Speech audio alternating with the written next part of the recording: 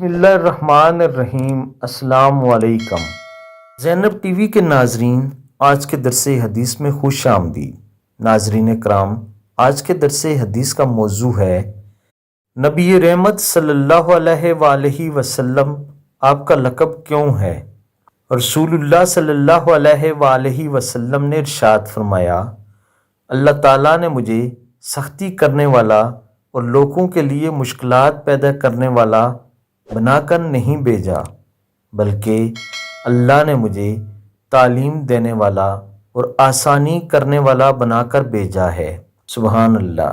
ناظرین کرام، مفہوم حدیث یہ ہے کہ اللہ تعالیٰ نے آپ کو انسانوں کے لیے دو کام آپ کے ذمہ لگائے ہیں، یعنی ایک کام یہ ہے کہ آپ لوگوں کو تعلیم دیں اور دوسرا لوگوں کے لیے آسانیاں ہی آسانیاں پیدا کریں، یعنی آپ صلی اللہ علیہ وآلہ وسلم رحمت ہی رحمت ہیں۔